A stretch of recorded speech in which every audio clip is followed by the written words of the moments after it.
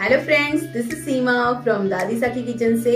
Happy Krishna Janmashtami to all of you. और आज कृष्ण जन्माष्टमी के अवसर पर मैं लाई हूँ ऐसी रेसिपी जो आपके लिए बहुत ही ज्यादा इंटरेस्टिंग होने वाली है। हम बनाएंगे कृष्ण भोग की थाली और इसमें हम बनाएंगे पंजेरी, चरणामृत, अजवाइन और इसके साथ में मक्खन और मिश्री का भोग लगाएंगे इस थाली से।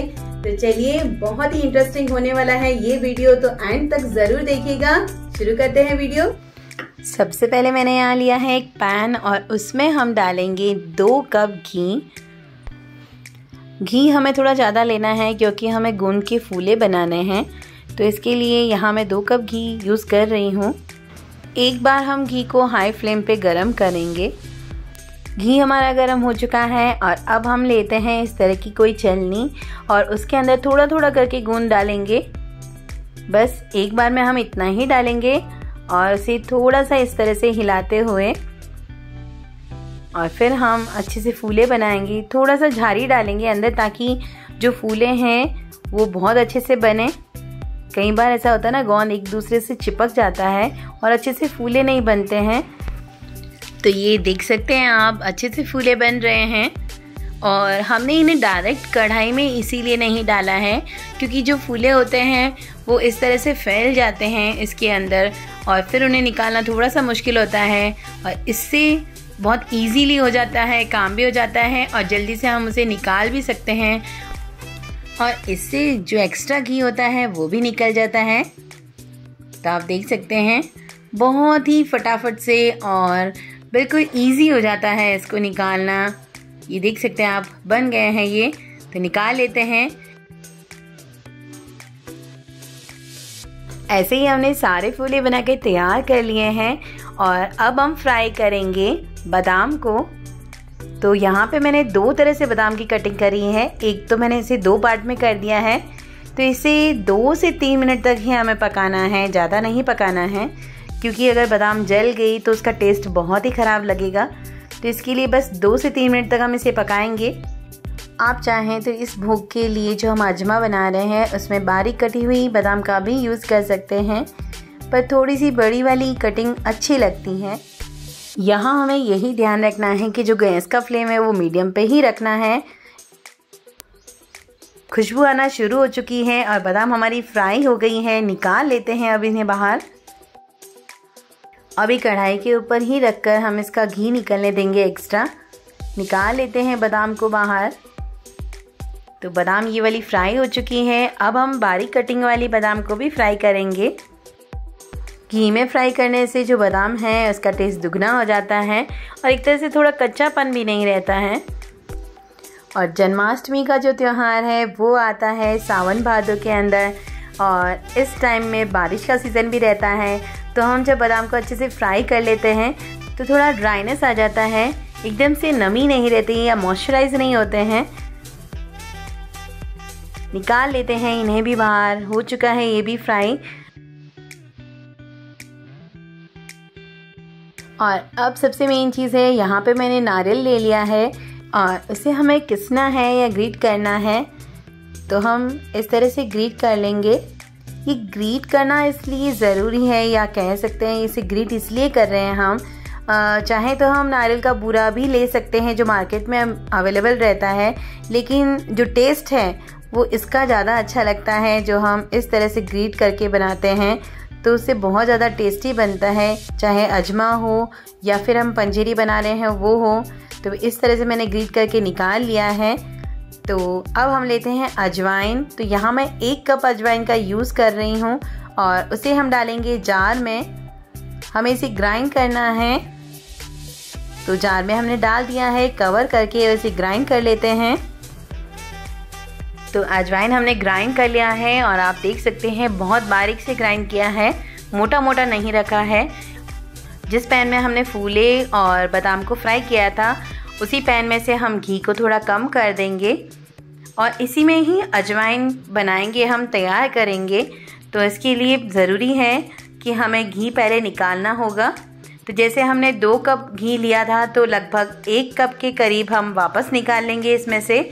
और काफ़ी जो थोड़ा बहुत जल गया था उसके बाद में जो बचा है हम उसे यूज़ कर रहे हैं। और आप देख रहे हैं नीचे बादाम के दाने दाने से हैं।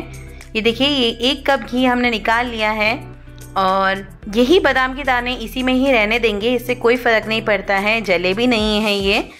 तो अब हम इसी के अंदर गुड़ डाल के और इसकी पैंत बनाएंगे। गुड़ की पैंत का मतलब है कि हम जब गुड़ डालते हैं और वो बिल्कुल लिक्विड फॉर्म जैसा हो जाता है, बस उतना ही करना है, उसे ज़्यादा पकाना नहीं है। तो यहाँ मैं 1 कप गुड़ का यूज़ कर रही हूँ। जैसे हमने 1 कप अजवाइन लिया था तो उसी के माप से हम 1 कप गुड़ का भी यूज़ करेंगे। यहाँ पे मेल्ट करना है, इसे कड़क नहीं करना है। तो इसके लिए हमने गैस को मीडियम फ्लेम पे ही रखा है।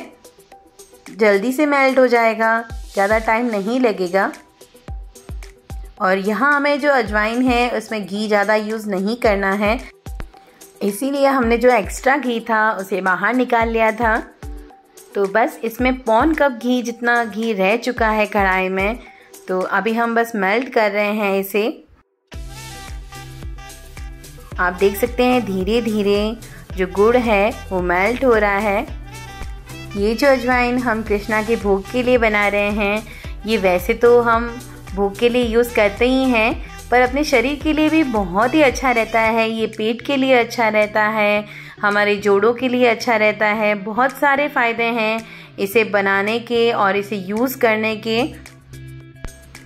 तो गुड़ हमारा मेल्ट हो चुका है और अब हम इसके अंदर डालेंगे अजवाइन। तो बस 1 कप अजवाइन पूरा ही डाल देंगे, मिक्स करेंगे इसे।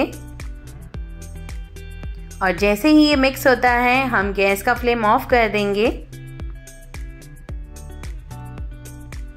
तो हमने गैस को ऑफ कर लिया है और अब मैं डाल रही हूँ 1 कप के करीब नारियल का जो हमने ग्रेट करके तैयार किया था। तो वो नारियल को डाल देंगे हम। मिक्स करना है। अभी गरम है, हमारा जो पैन है वो गरम है और ऐसे टाइम में जब हम नारियल का बूरा डाल रहे हैं, इससे हल्का सा जो नमी रहती है नारियल के अंदर वो ख़त्म हो जाएगी। और अब हम डाल रहे हैं गोंद के फूले जो हमने तैयार करके रखे थे। तो यहाँ पे लगभग 1 कप के करीब डाल रही हूँ। आप सामग्री एक बार देख सकते हैं कि मैं सारी चीज़ें 1-1 कप करके डाल रही हूँ। जो बादाम है वो भी 1 कप करके डाली है मैंने। तो इन सबको अच्छे से मिक्स करना है। और अभी आपको ऐसा लग रहा होगा कि ये सारी चीज़ें दिख रही हैं या थोड़ा सा चिपचिप हो रहा है, तो थोड़ा सा हम इसे मिक्स अच्छे से करेंगे, थोड़ा ठंडा होने देंगे, बिल्कुल ड्राई हो जाएगा ये।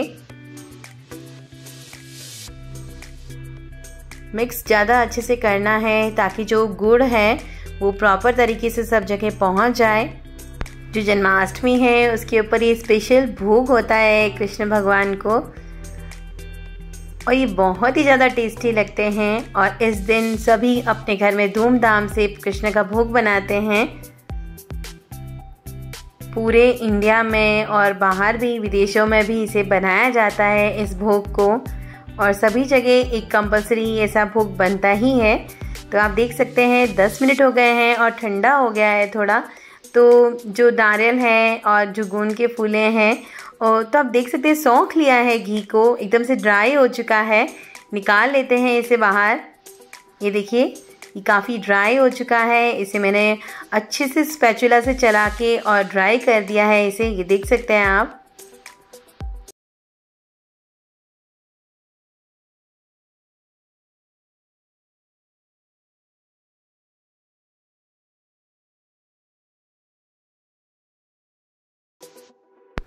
बहुत इजी है, फटाफट से बन जाता है। और थोड़ा सा ये प्रोसेस है कि आपको ध्यान रखना है कि कोई भी चीज़ जले नहीं, इससे ही ये भोग और ज़्यादा अच्छा बनता है।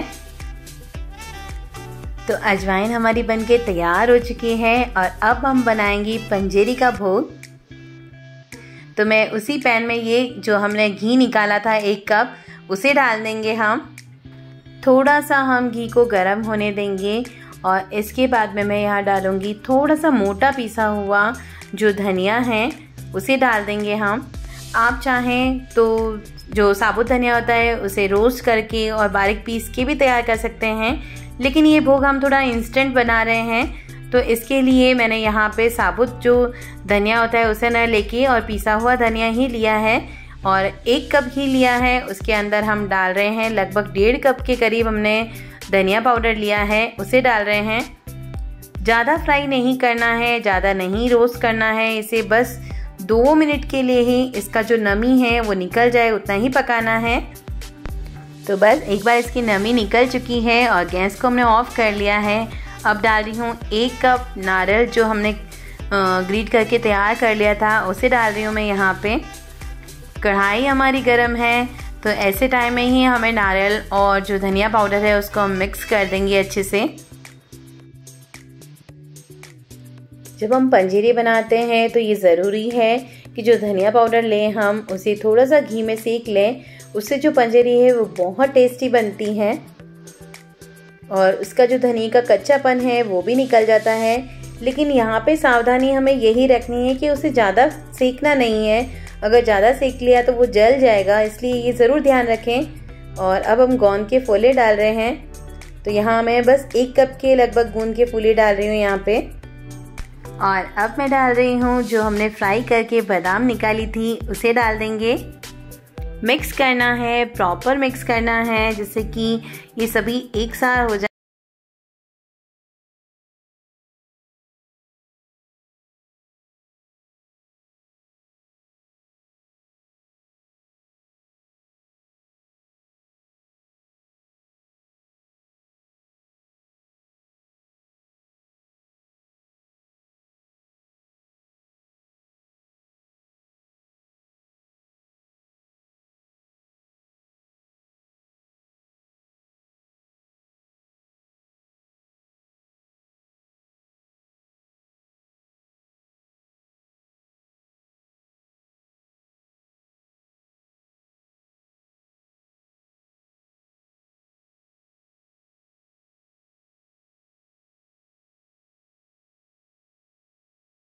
यूज़ हम तभी करेंगे जब ये थोड़ा सा ठंडा हो जाए। तो ये सारा हमने निकाल लिया है और अब मैं यहाँ डालूँगी लगभग 2 कप के करीब पीसी हुई शक्कर।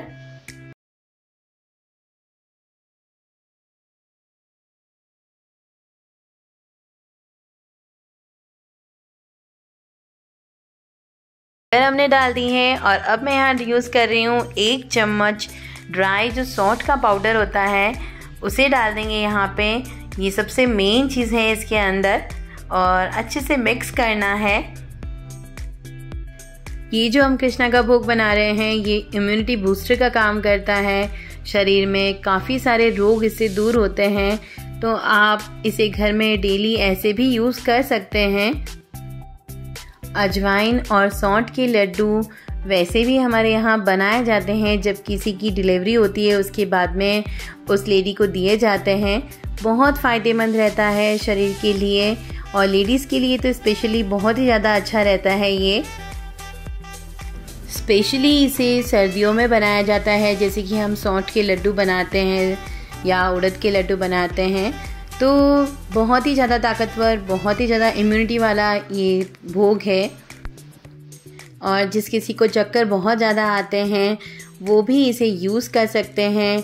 बस इसमें शक्कर की जगह आप जो धागे वाली मिश्री आती है उसे इसके साथ में पीस के और फिर इसको मिक्स करके और यूज़ करें, बहुत फ़ायदेमंद रहता है। आँखों के लिए भी बहुत फ़ायदेमंद है ये। तो बस हमने इसे प्रॉपर्ली मिक्स कर दिया है और जो पंजीरी है उसका भोग तैयार है। तो हमने अजवाइन और पंजीरी तैयार कर ली है और अब हम बनाएंगे कृष्ण भगवान के लिए जो पंचामृत है, चरणामृत है, उसे तैयार करेंगे। तो यहाँ मैंने दही ले लिया है और इसे हम झेरनी से इस तरह से झेरेंगे या घोटेंगे। जो अगर हम ग्राइंडर डाल के और मिक्सी में जो ग्राइंड करके बनाते हैं वो जो पंचामृत है वो इतना टेस्टी नहीं बनता है, लेकिन अगर हम झेरनी से झेर के और फिर जो पंचामृत बनाते हैं वो बहुत ज़्यादा टेस्टी बनता है। थोड़ा सा टाइम लगता है, लेकिन इससे जो दही है उसका स्वाद बिल्कुल जमने के जैसा ही आता है। तो इसे हमने तैयार कर लिया है, निकालते हैं एक बाउल में। आप देख सकते हैं बिल्कुल प्रॉपरली अच्छे से फेंट लिया है हमने इसे और एक बाउल में निकाल रहे हैं।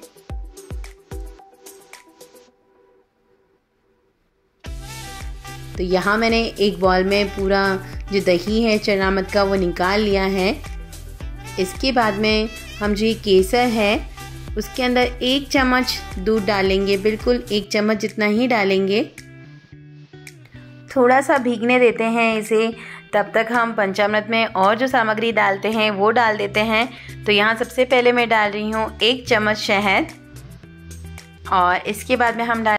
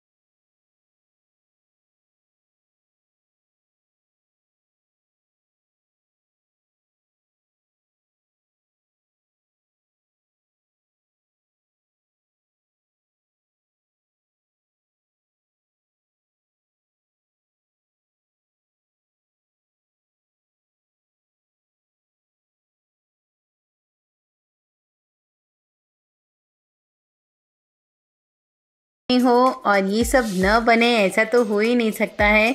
सभी इस भोग को बनाते हैं, बस सबकी टेक्निक और ट्रिक अलग अलग होती है और आप मेरी इस ट्रिक से इस भोग को ज़रूर बनाएं और अपने एक्सपीरियंस हमारे साथ में ज़रूर शेयर करें। बहुत ही टेस्टी लगता है और प्लीज़ इस तरह से जब आप भोग बनाएं घर पे तो मुझे कमेंट करके ज़रूर डालें कि किस तरह से और कैसा बना है। और अब जो हम बना रहे हैं वो है नटखट खाना का फेवरेट भोग और वो है माखन मिश्री। तो हमने मिश्री यहाँ ले ली है और अब हम इसके ऊपर डाल रहे हैं बिल्कुल ठंडा ठंडा सा मक्खन।